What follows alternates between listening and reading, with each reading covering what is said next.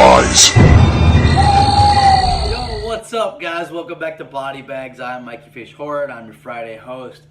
Yeah, dudes, let's talk about the movie today. Let's talk about the movie. No, let's talk about the movie today. That doesn't make sense. Today, we're going to talk about the movie Night of the Dribbler. Yeah, dude, Night of the Dribbler is cool, man. Well, yeah, let me explain. So, this movie's about a kid named Stanley. He's the water boy for this basketball team. I think it's high school. Yeah, I'm pretty sure it's this high school basketball team. And he wants to make the team. He wants to make it really bad. But he tries out, and the coach denies him.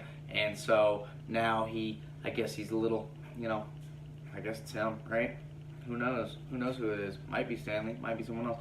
Anyways, after he gets denied, players from the team start to disappear, start to get killed off, and so then you have that cliche story. Anyways, yeah, so that's the storyline of this movie, basically. Let me tell you about this movie. Let me tell you my thoughts on this movie. I enjoy this movie for what it is, somewhat. I love the idea behind it, because I really like sports-themed horror movies. There's not a lot of them. There's a few of them. You got your Billy Club. You got Fatal Games. There's a few of them. There's not a lot. But this one definitely is, one of the ones that I would recommend if you're looking for a sports-themed horror movie out of like all the 6 of them there are. This is definitely one to check out, just because it's an oddity. It's very different, and it's really not all that different when it comes to story, but it's just different, to see a sports-themed horror movie. And the thing that really makes this movie stand out is the killer himself. Love his costume. He's in like this one-piece well, it's not a one-piece, but it's a tracksuit. Almost looks, kind of like this, these different colors and whatnot. You can see that. He's looking down right here. That's his head. And, it's like red, white, and blue windbreaker tracksuit, which is just awesome. And then for his head, he has a basketball head with like this, almost like a Madball look, And man, that's what, of course, the reason I love this movie, or love the cover to this movie, is because of that. It's just so much fun.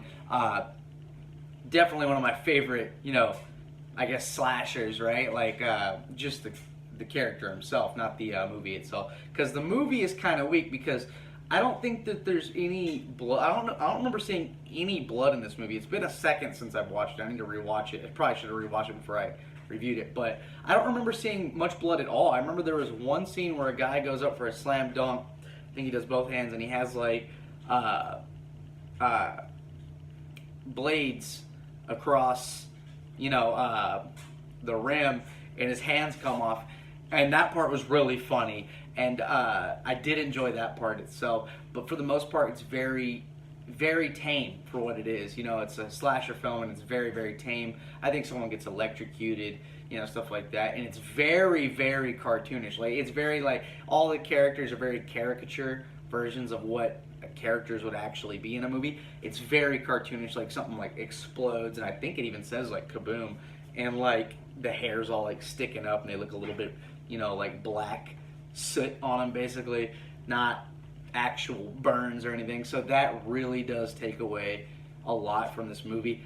And the jokes are also very childish, so it's not something that's like, I don't go back to it if I'm wanting to watch a horror comedy. I really don't. It's more like comedy horrors than, horror comedy.